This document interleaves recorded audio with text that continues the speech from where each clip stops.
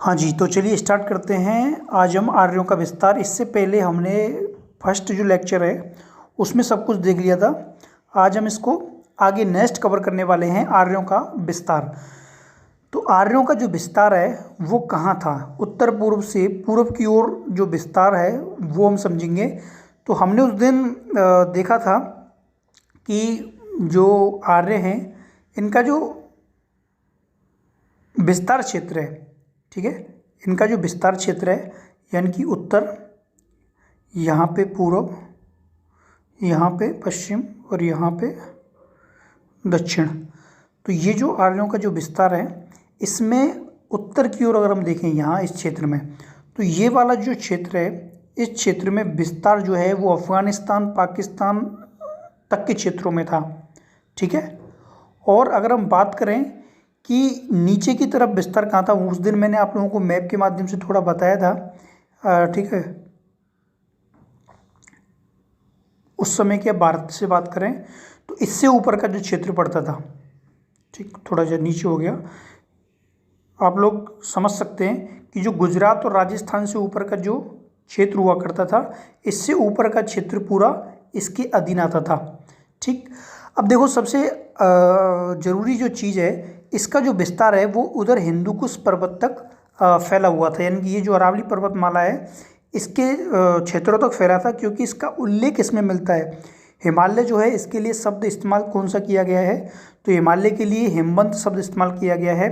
इसकी कुछ चोटियों के नाम है, जैसे मुंजवत चोटी, ये हिंदुकुश पर्वत के लिए यूज हुई है, ठीक है। यहाँ से कहा जाता है सोमरस लाया जाता था, और शार्यावत चोटी, अर्जीफे, ठीक, इसमें और आगे एक सीलवंत चोटी। तो चार, एक मुंजवत, एक शर्यावत, एक अर्जीफ, एक सीलवंत, ठीक। अर्जीफ चोटी इसके मास्क मुनि ने कहा है कि यहाँ से अर्जी किया जो नदी है वो निकला करती थी। तो आपको मोटा मोटा याद रखना है कि आर्य जो थे वो हिमालय से परिचित थे बहुत अच्छी तरीके से। हिमालय की चार चोटियों का उन्होंने उल्लेख किया है। आगे चलते हैं।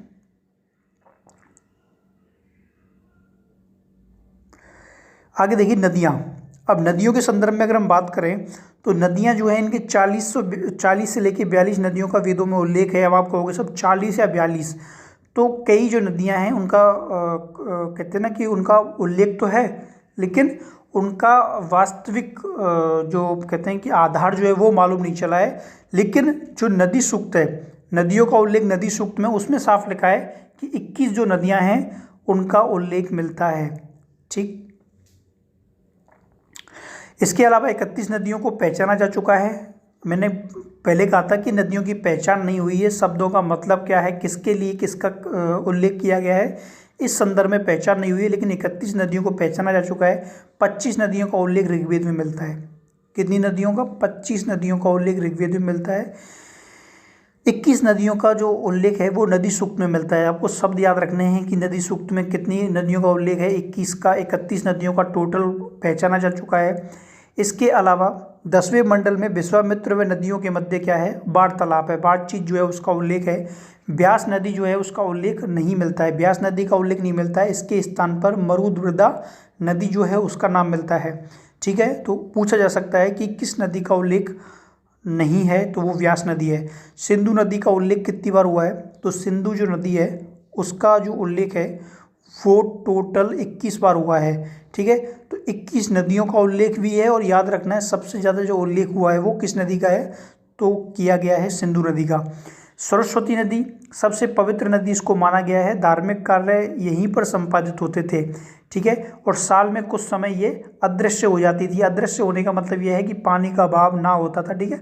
जिन नदियों में पानी का बहाव नहीं होता वो खत्म सी हो जाती हैं। तो कुछ महीने इसके बारे में बताया है कि अदृश्य रहती थी, यानी कि पूर्ण रूप से संचालन का नहीं होता था। इसके अलावा 6वें मंडल में सरस्वती सूक्त है, जिसमें सरस्वती नदी के नाम बताए गए हैं, जैसे नदितमा, अम्बिते, देवीत में उदकवती, अग्रवती, कविता, बागी, सप्तसंधव की जननी। तो इनके जो नाम हैं 6वें मंडल में सरस्वती सूक्त में सरस्वती नदी के कुछ नाम बताए गए हैं, ठीक है। तो आप लोगों को ये जो PDF है वो आपको टेलीग्राम जो चैनल है वहाँ पे मिल जाएगी। ठीक है, कौन से चैनल, टेलीग्राम चैनल पे मिल जाएगी, तो आप लोगों को सर्च करना है हिस्ट्री विद सचिन मेवाड़। ठीक है, क्या सर्च करना है, हिस्ट्री विद सचिन मेवाड़। इस टेलीग्राम चैनल पे आपको ये जो लिंक है वो आपको मिल जाएगी। लिंक का मतलब पूरी PDF ही मिल जाएगी आपको। चलिए आगे समझते हैं हम। गंगा नदी का उल्लेख जो है वो कितनी बार किया गया है। देखिए गंगा जो नदी है इसका उल्लेख एक बार हुआ है, और जो यमुना नदी है, कौन सी नदी, यमुना जो नदी है इसका उल्लेख कितनी बार हुआ है, तो आई थिंक यमुना नदी का उल्लेख 2 बार हुआ है। ठीक है, मेरे हिसाब से 2 बार हुआ है, मैंने यहाँ पे ओवर राइटिंग की है 3 या 2, इसको एक बार देख लेना, कंफर्म कर लेना इसको गूगल करके, क्योंकि मैं बाद में PDF में तो मैंने डाल दिया, लेकिन यहाँ पर थोड़ी ओवर राइटिंग हुई है, पर मुझे लग रहा है कि 2 बार है। ठीक है, ऐसा मैंने पढ़ा है। चलिए सप्त सैंधव आर्यों का क्या था, मुख्य स्थान था। इसके अलावा मरुस्थल के बारे में भी जो आर्य थे वो परिचित थे। धनवन, मरुस्थल को क्या कहते थे, धनवन कहते थे, और इसका उल्लेख 3 बार मिला है। देखिए इसको केवल मरुस्थल की क्या थी, जानकारी थी, यानी कि ये जो राजस्थान का इलाका है इसमें इससे ये इतने परिचित नहीं थे, लेकिन ये पंजाब वाले हिस्सों में रहते थे, सिंध वाले हिस्सों में रहते थे, तो ये जानते थे कि मतलब मरुस्थल है, उसके बारे में सुन रखा था, लेकिन उससे ज़्यादा परिचित नहीं थे, इन क्षेत्रों में ये आए नहीं थे, ये वाले जो नीचे के क्षेत्र हैं। अब आगे देखिए, आगे है कि सागर। ठीक है, सागर से ये परिचित थे नहीं थे, इस बारे में आगे बात करेंगे, लेकिन इसके लिए शब्द यूज हुए हैं अपर, पूर्व और सरस्वती। अब इसके बारे में ये कहते हैं कि सागरों से परिचित थे, तो ऐसा कौन से इतिहासकार ने कहा है, तो मैक्स मुलर ने कहा है। ठीक है, तो मैक्स मुलर जो है इस बारे में कहता है कि ये जो लोग थे वो समुद्रों से क्या थे, परिचित थे। और एक जो इतिहासकार इनके साथ कहता है लोशा ने, तो ये भी कहता है कि ये समुद्रों से परिचित थे, लेकिन RS शर्मा और कीथ जो है वो मना करते हैं कि जो आर्य हैं वो समुद्रों से परिचित नहीं थे। अब देखो यहाँ पे हम लोग क्या करते हैं कि कहते हैं कि समुद्रों से परिचित थे, ऐसा मैक्स मुलर ने कहा है, लेकिन हम बहुत सारी मैक्स मुलर की बातों को इतिहास में नहीं मानते जो उन्होंने हिंदू धर्म के बारे में कही है। कहते हैं कि मैक्स मुलर ने प्रोपोगंडा किया था, अपने हिसाब से लिखा था। तो हम कई बार इतिहास को पढ़ते समय जो चीज़ें हमारे फेवर की होती हैं उनको तो हम कैच कर लेते हैं, लेकिन जो चीज़ें नहीं होती उनको हम ये कह के नकार देते हैं कि देखो ये तो प्रोपोगंडा है हमारे विरुद्ध में, या फिर ये बाहर के लोग थे, इनको क्या पता। बल्कि इन लोगों ने अपने जीवन के 20-20, 30-30 साल इस चीज़ को दिए थे, लेकिन फिर भी अलग अलग चीज़ें निकल के सामने आती हैं। अब देखिए आगे बात करते हैं वैदिक काल का विभाजन। ठीक है, तो आपको केवल एग्जाम के पॉइंट ऑफ व्यू से याद रखना है, इतना मतलब उस पर मंथन नहीं करना, क्योंकि फिर दिमाग में संग्राम शुरू हो जाता है कि क्या सही था क्या गलत था, क्योंकि इतिहास सीधा हमारा जीवन से जुड़ा होता है। ठीक, इतिहास हिस्ट्री और अपनी लाइफ से जुड़ी होती है। तो हमने जैसा पहले सुन रखा है TV के माध्यम से या फिर पूर्वजों के माध्यम से, जब उस पर कोई हम उससे विपरीत कोई चीज़ पढ़ते हैं तो उसका फर्क हमारे मन पर पड़ता है। आगे देखिए वैदिक काल का विभाजन, तो पूर्व वैदिक काल 1500 से लेके 1000 BC तक, और उत्तर वैदिक काल 1000 BC से लेके 600 BC तक। ठीक है, 2 पार्ट में डिवाइड है, पूर्व वैदिक काल और उत्तर वैदिक काल। ठीक, अब देखिए विभाजन के कारण, तो विभाजन के कारण क्या थे, पूर्व वैदिक और उत्तर वैदिक काल के मध्य विभिन्न प्रकार के राजनीतिक, भौगोलिक, सामाजिक और आर्थिक विभिन्नताएं पाई गई। इसीलिए इन विभिन्नताओं को दूर करने के लिए इनका क्या किया, डिवाइडेशन कर दिया गया। अच्छा, कारण क्या था विभिन्नता का, मतलब क्यों ऐसा हो गया, तो सबसे जो इम्पोर्टेंट चीज़ है वो है लोहे की खोज। ठीक है, तो उस समय लोहे की खोज हुई, और लोहे की खोज अंतरजीखेड़ा उत्तर प्रदेश में 1000 BC के आसपास की गई, यानी कि वैदिक काल के 400-500 साल निकल जाने के बाद लोहे की खोज हुई। तो आप लोगों के मन में विचार आएगा कि लोहे की खोज से बदलाव कैसे आया। देखो लोहे की खोज से जो बदलाव आया वो इम्पोर्टेंट इसलिए है कि ये लोग इस क्षेत्र से आगे नहीं गए थे। ठीक है, तो जब लोहे की खोज हो गई तो लोहे से इन्होंने क्या किया, लोहे से इन्होंने कई चीज़ें, कृषि वाली जो चीज़ें वो आम जन ने बनाना शुरू कर दी। ठीक है, जैसे कहते हैं कि इन्होंने क्या बनाया, इन्होंने मान लीजिए कुल्हाड़ी बना दी। ठीक है, क्या बना दिया, कुल्हाड़ी इन लोगों ने बना ली। कुल्हाड़ी से जंगलों को काटा, जो कटीली झाड़ियाँ हैं उनको काटा और कृषि योग्य भूमि तैयार की। ठीक, इसके अलावा इन्होंने अपने बचाव के लिए बहुत अच्छी जो चीज़ें हैं वो लोहे से बनाना प्रारंभ कर दी।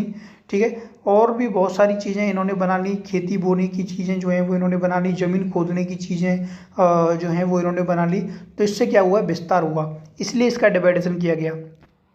जैसे कि यहाँ पे लिखा है, नवीन क्षेत्रों पर आर्यों का प्रचार हुआ, कृषिगत भूमि व उत्पादन बढ़ा, कृषि अधिशेषों को बेचना इन्होंने शुरू किया, आर्थिक व्यापार हुआ, मृदा प्रणाली का विस्तार हुआ, व्यापार वाणिज्य में वृद्धि हुई, क्योंकि खेती होगी, एक दूसरे को बेचेंगे, फसल होगी, व्यापार बढ़ेगा, आवाजाही होगी, नगरीकरण हुआ, लोगों का विकास हुआ, और नए शहर बसे, नए लोग आए, तो बहुत सारी चीज़ें निकल के सामने आती हैं। तो पूर्व वैदिक राज्य व्यवस्था। आगे देखिए, राज्य का स्तरीकरण, मतलब कहते हैं कि डिवाइडेशन एक प्रकार से हुआ। इसको कई पार्ट में बांटा गया, जैसे जन, विष, ग्राम, कुल, परिवार। ठीक है, तो सबसे बड़ा जन था, जन के बाद विष था, विष के बाद गांव, गांव के बाद कुल, और कुल के बाद परिवार। इसके अलावा हम और बात करें तो राज्य का प्रशासन, तो राजतंत्रात्मक भी था और गणतंत्रात्मक भी था। दोनों प्रकार के शासन व्यवस्था का उल्लेख मिलता है। और नियंत्रण की बात करें तो विधत और सभा और समिति का उल्लेख मिलता है, जो इस शासन व्यवस्था को नियंत्रित करते थे। ठीक है, कंट्रोल मतलब पूर्ण रूप से संचालन तो नहीं, लेकिन नियंत्रण करते थे। अब देखिए, हम बात कर लें राज्य का स्तरीकरण या डिवाइडेशन किस प्रकार था, कैसे कैसे था, वो देखते हैं। तो जन की बात करें तो राज्य में स्तरीकरण में सर्वोच्च इकाई थी। ऋग्वेद में 275 बार उल्लेख मिलता है। ठीक है, जन का उल्लेख कितनी बार हुआ है, 275 बार हुआ है। याद रखना है कितनी बार हुआ है, 275 बार। इसके अलावा जनस्थ मतलब गोपा, राजस्व मतलब राजा के लिए बात बोली गई है। जनस्थ, गोपा, राजन्य, राजा, पुरावेता, जन तथा इस पूरे जो जन है इसका क्या होता था, प्रधान होता था। आरंभ में जनता द्वारा राजा का चुनाव किया जाता था। ऋग्वेद में वंशावलियों का उल्लेख इस बात का प्रमाण है कि पहले राजा का चुनाव जो है वो किया जाता था, लेकिन धीरे धीरे वो कम हो गया। धीरे धीरे ये पद वंशानुगत हो गया, राजा का बेटा ही राजा बनेगा। इसमें 30 जनों के नाम मिलते हैं लगभग।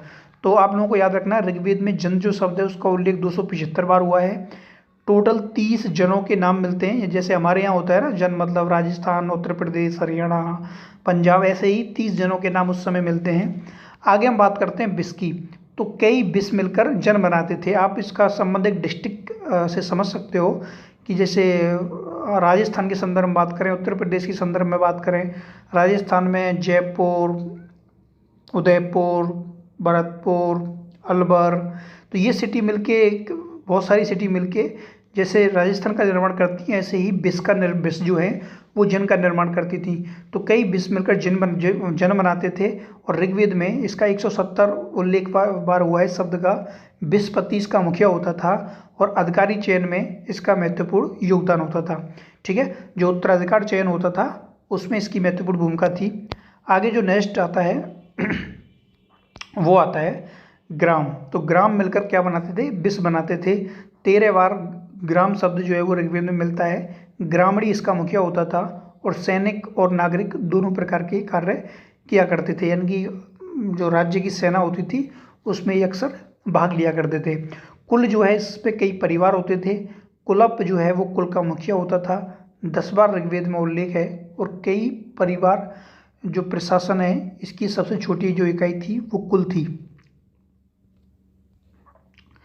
आगे बात करें राज्य का प्रशासन। तो देखिए, प्रशासन अगर हम बात करें राज्य का तो प्रथम मत है कि राजतंत्रात्मक था। ठीक है, राजा का शासन था। ऋग्वेद में अनेक स्थानों पर राजा, राजन्य, जन, जनस्य, गोपा जैसे शब्दों का उल्लेख मिलता है। सह राजप्रसाद का उल्लेख मिलता है, सह सरदार मिलते हैं। तो मतलब मोटा मोटा पता चलता है कि राजतंत्रात्मक व्यवस्था थी, उसमें कोई दोहराई नहीं है। आरंभ में राजा का चुनाव जनता के द्वारा होता था। समितियां होती थी, लेकिन ज़्यादातर चीज़ें फिक्स रहती थी कि कौन राजा बनेगा, क्योंकि गरीब आदमी, आमजन तो बन नहीं सकता था। मगर कालांतर में यह आनुवंशिक हो गया। ठीक है, ऋग्वेद में वंशावलियाँ ये बात बताती हैं कि राजा का बेटा ही राजा बना। राजा के 2 मुख्य कार्य होते थे, एक सेना युद्ध करना और जनता की रक्षा करना दूसरे आक्रमणों से, और दूसरा कार्य होता था राज्य की आंतरिक व्यवस्था को बनाए रखना। ठीक, आगे हम और इसमें एक चीज़ देखते हैं कि उक्त कर्तव्यों को पूर्ण करने हेतु राजा कुछ अधिकारियों की नियुक्ति करता था, जिसमें पुरोहित, तो प्रमुख अधिकारी था, धार्मिक कार्य करता था, युद्ध में राजा के साथ जाता था तथा पुजारी इसका क्या होता, सहायक था। अगर यह पूछा जाए कि ऋग्वेदिक वैदिक काल में राजा के बाद सबसे महत्वपूर्ण पद था तो वो था पुरोहित। इसके बाद सेनानी आता है, सेना संबंधित कार्य किया करता था। ग्रामणी बता दिया, गाँव के कार्य। और करमार की बात करें तो उद्योगों से संबंधित कार्य करता था। इसके अलावा रथकार, ठीक है, रथ को हाँकने वाला, इसको सही कर लेना, रथकार होता था, रथ को चलाने वाला, ठीक है। और इसके अलावा रत्न की पूजा की जाती थी, वह राज्याभिषेक में आमंत्रित किया जाता था। चलिए, और कुछ महत्वपूर्ण पद थे उस समय, जैसे बृहस्पति 4 गांवों का अधिकारी होता था। स्पस, जासूस को स्पस बोलते थे। और दुब्बे और उपस्थिति मतलब व्यक्तिगत कर्मचारी होते थे, उनको बोला जाता था। राजा के वैज्ञानिक और न्यायिक अधिकारों के स्पष्ट उल्लेख नहीं मिलते, ठीक है। मतलब वैज्ञानिक तौर पर उन्होंने कुछ खोजबीन करवाई, उसके लिए कुछ किया, कुछ अनुसंधान, ऐसी कोई जानकारी नहीं मिलती। सतदाई, मृत्युदंड की बजाय 100 गायों का जुर्माना, ठीक है। मान लीजिए किसी को मृत्युदंड अगर दिया गया है और वो अपनी सज़ा के तौर पर 100 गाय अगर वो दान करता है तो उसके जुर्माने के रूप में उसको स्वीकार कर लिया जाता था और मृत्युदंड से उसको बचा लिया जाता था। तो एक प्रकार से एक ऐसी व्यवस्था थी जो अमीर वर्ग को बचा लेती थी। जो हाई वर्ग के लोग, क्योंकि गरीब तो 100 गाय कहाँ से देगा, आप भी नहीं दे सकता। अगर वो सड़कों से भी ढूंढ ढूंढ के लाए तो 100 गाय आसानी से उसको मिलेंगी नहीं। शहरों में खूब मिलती हैं सड़कों पे, ठीक है, लेकिन उस समय इतना संभव नहीं था। उग्र शब्द जो है वो पुलिस के लिए प्रयोग हुआ है। और जीव ग्रव जो शब्द है वो अपराधियों के लिए प्रयुक्त हुआ है। बैरदाई शब्द जो है वो पणी जो कंजूस थे और संबंध विच्छेद करने वाले थे उनके लिए वैरदाई शब्द जो है वो प्रयोग में किया गया है। तो ये जो शब्दावली है एक प्रकार से आपको रटनी पड़ेगी, ठीक है। इसका अर्थ ये होता है, पेपर में पूछ लिया जाता है कि ये शब्द किसके लिए प्रयोग में लाए गए थे। आगे चलते हैं, आगे देखते हैं। देखो, इसको पढ़ने के बाद और इसको समझने के बाद आपको कोई कोर्स लेने की ज़रूरत नहीं है, कोई कुछ पढ़ने की ज़रूरत नहीं है। डेफिनेटली ये जो नोट्स हैं वो ऑलरेडी एक पेड कहते हैं सर्विस की तरह ही काम कर रहे हैं। इनमें संपूर्ण नोट्स का समागम है। आप लोग कोर्स ले भी लोगे, आपने मान लीजिए 12-14 हज़ार का कोर्स ले लिया तो यही कुछ मिलेगा, ठीक है। हो सकता है वो बोर्ड पर मिले, हो सकता है चित्रों के साथ मिले, लेकिन समझने को यही मिलेगा, ठीक है। बोलते हैं ना, मोटिवेशन होता है कि मम्मी पापा बोलते हैं कि सुबह जल्दी जग के पढ़ लिया करो 3-4-5 घंटे, जितना भी 2-3 घंटे। तो वही बात कोई अगर यूट्यूबर बोले, कोई बड़ा आदमी बोले, वही बोलता है जो तुम्हारे मम्मी पापा बोलते हैं, उसमें कोई ज़्यादा बड़ा चीज़ होती नहीं। चलो आगे हम बात करते हैं। तो गणतंत्रात्मक व्यवस्था थी, ऐसी थ्योरी किसने दी है, विचार किसने रखा, तो जेपी शर्मा ने अपनी पुस्तक एंशिएंट इंडिया रिपब्लिक में ये जो मत है वो दिया था कि गणतंत्रात्मक व्यवस्था थी। ऋग्वेद में 46 बार गणतंत्र का उल्लेख किया गया है। दशम मंडल में गणतंत्रात्मक समिति का उल्लेख मिलता है। गणतंत्र का प्रधान गणपति अथवा ज्येष्ठक होता था, ठीक है। कौन होता था, गणपति या ज्येष्ठक होता था। राजतंत्रात्मक शासन प्रणाली लोकप्रिय थी, मगर कुछ जन में गणतंत्रात्मक शासन प्रणाली रही होगी। राजा निरंकुश नहीं था, उस पर सभा व समिति जैसी संस्थाओं का क्या था, नियंत्रण था। राजा निरंकुश नहीं था, सभा और समिति उसको सलाह दिया करती थी। ऐसा भी नहीं था कि राजा के मामले में बिल्कुल ही बेदखल कर दे। सलाह एक प्रकार से आप समझते हो कि आपका कोई मित्र आपको सलाह दे, वो आपको ज़्यादा रोक तो नहीं सकता लेकिन एक सलाह दे सकता है। तो बिल्कुल उसी भूमिका में सभा और समिति हुआ करती थी। राजा पर नियंत्रण, अब बात करें कि राजा पर नियंत्रण के रूप में कौन कौन सी चीज़ें काम करती थीं, तो एक आता है विधाता। तो वही केपी जायसवाल ने इस बारे में बताया है कि यह आर्यों की प्राचीनतम संस्था थी। केवल आपको याद रखना है ये बात जायसवाल बोलता है। अगर क्वेश्चन पूछा जाए कि जायसवाल के अनुसार, तो ये आपको विधाता करना है, अन्यथा नहीं करना। इसके अलावा विदत की बात करें तो ऋग्वेद में इसका उल्लेख 122 बार हुआ है। इस पर सर्वाधिक शोध आर्य शर्मा ने किया। उनके अनुसार विदत आर्यों की प्राचीनतम संस्था थी। इसका कार्य था आर्थिक, राजनीतिक और धार्मिक कार्य करना, ठीक है। विदत जो है वो प्राचीनतम संस्था मानी गई है, लेकिन अल्तिनकर ने कहा है कि ये जो है वो विद्वानों की संस्था थी। विदत जो है इसमें विद्वान लोग बैठा करते थे उस समय। जायसवाल खुद ही कहते हैं कि यह मूल संस्था थी जिसने आगे चलकर सभा, समिति व सेना का गठन का कार्य किया, ठीक है। अब देखो, दो बातें जायसवाल ने बोली हैं, यहाँ पे विधाता को बताया है और यहीं पे खुद ही कहते हैं कि ये मूल संस्था थी। यानी कि जायसवाल की थ्योरी ये कहती है कि विधाता जो है वो आगे चल के मतलब विधाता जो है वो पार्ट ऑफ विदत थी, यानी कि विदत का ही रूप था। लेकिन अगर जायसवाल के हिसाब से पूछा जाए तो आपको विधाता करनी है। चलो, इसके अलावा ये और क्या कार्य करती थी, तो सामरिक युद्धों का संचालन करना, विदत के वीर यानी कि पूषण, विदत की शक्ति मतलब द्वंद्व के समान, उद्दाता विदत में गायन भी करते थे, और सोमपान व क्रीड़ा का आयोजन करते थे, विदत में स्त्रियां भाग लेती थीं। ठीक है, कुछ स्त्रियों के नाम है उसमें योशा और शूर्या, इनके उल्लेख मिलते हैं। सभा सब जो है वो 8 बार उल्लेख मिला है सभा का। तो इसमें उच्च कुल, अब आप समझ सकते हो उच्च कुल कुलीन सुवाद वर्ग जो है इसके सभासद इसमें भाग लिया करते थे, और इसका प्रधान जो है वो सभापति हुआ करता था। यानी कि उस समय जो उच्च वर्ग के लोग हैं जैसा कि वो इसमें क्या इसका पार्टिसिपेट करते थे। सामान्य जो लोग थे उनकी एंट्री इसमें इतनी नहीं थी। इसके अलावा अगर हम बात करें कि इनके जो सभा है उसके महत्वपूर्ण कार्य क्या क्या थे, तो उसको हम देखते हैं कि इसमें महत्वपूर्ण जो कार्य थे वो थे न्यायालय संबंधित कार्य करना। ठीक है, यानी कि एक प्रकार से गांव लोकल स्तर पर जजमेंट देना, कोई अपराध हो गया है तो उसके लिए उसकी सज़ा तय करना, या उसके लिए नियम कठोर कानून, वो सारी चीज़ें करते थे। तो अर्थवेद में सभा को नरिष्ठा कहा गया है, वाद विवाद का स्थान कहा गया है। इसके अलावा निर्णय अनति का उल्लेख किया गया है, यानी निर्णय करने वाली। कल्पिव्यस परम ऋग्वेद एक प्रकार का ग्रामीण वार्तालाप जिसके अंतर्गत सभा के लिए एक आरोपी को पाप मुक्त किया गया है। मैंने आप लोगों को बता दिया कि सभा जो है वो एक प्रकार से ये नहीं कह सकते कि पूर्ण रूप से 100% यहाँ पे न्याय होता था। इसमें बहुत सारे विकल्प थे। उच्च वर्ग के लोग थे, अगर वो अपराध करते हैं तो उनको छोड़ दिया जाता था। ठीक है, मतलब कहते थे कि ये बहुत भला आदमी था पहले, अब इसने अपराध कर दिया तो इसको माफ़ कर दो। ठीक, पाराशर स्मृति में नादी शब्द व अग्नि इनको कहा गया है। ठीक है, त्वत्वनी, नादी और त्वत्वसी, ठीक, इसका अर्थ अग्नि से है। इसके अलावा हम बात करें पासा, अक्षा, जुआ, क्रीड़ा, नृत्य आदि उस समय मनोरंजन के महत्वपूर्ण चीज़ें हुआ करती थी। इसके अलावा राजा को परामर्श देना, न्यायिक कार्य करना, प्रशासनिक व राजनीतिक कार्यों का संपादन करना भी इसका महत्वपूर्ण कार्य था। प्रारंभ में महिलाओं को भाग लेने की अनुमति थी, मगर उत्तर वैदिक काल में ये बंद हो गई। उत्तर वैदिक काल के बाद महिलाएं इसमें पार्टिसिपेट नहीं कर सकती थी, भाग नहीं ले सकती थी। आगे देखिए समिति को, समिति इसका उल्लेख जो है वो 9 बार हुआ है। देखो जो शब्द है ना उनको थोड़ा तो पकड़ लिया करो। उसका 8 बार हुआ है, समिति का 9 बार हुआ है। पूछा जाता है कि सभा समिति का कुल उल्लेख कितनी बार है, तो उसका 8 बार, इसका 9 बार। इसमें सर्वसाधारण संपूर्ण जनता जो है वो पार्टिसिपेट कर सकती थी, भाग ले सकती थी।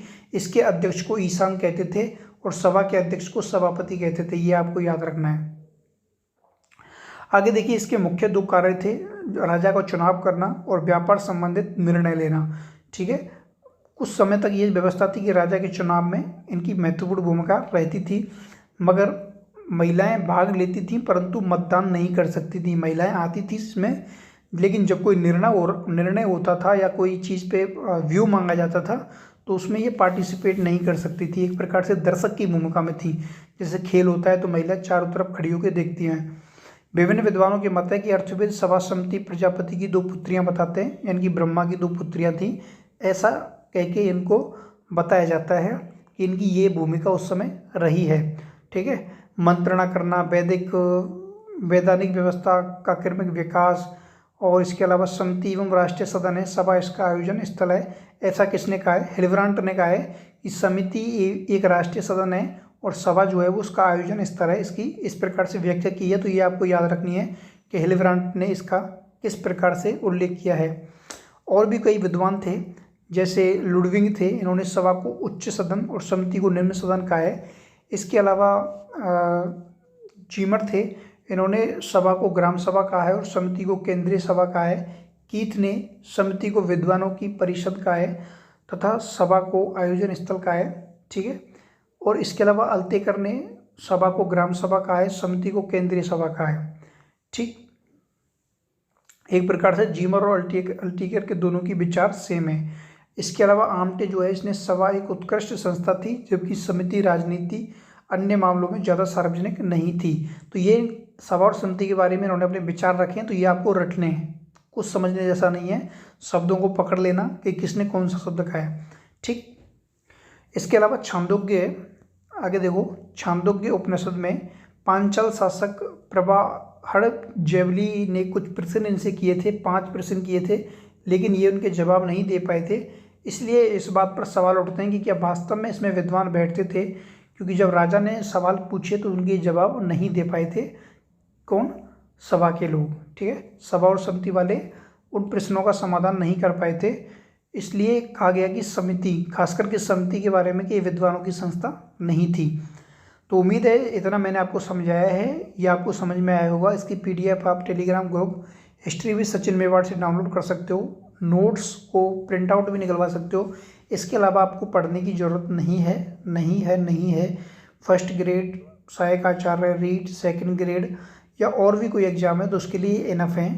आप किताब से पढ़िए, बुक से पढ़िए, यही चीज़ मिलने वाली है। तो उम्मीद है आपको इस पसंद आया होगा। अगर आप नए हैं तो चैनल को सब्सक्राइब कर लो, ताकि आपको पार्ट टू पार्ट वीडियो आएंगे वो मिलते रहें। तो उम्मीद है आपको समझ में आया होगा। मिलते हैं नेक्स्ट लेक्चर में, तब तक के लिए थैंक यू, धन्यवाद, बाय बाय, टेक केयर।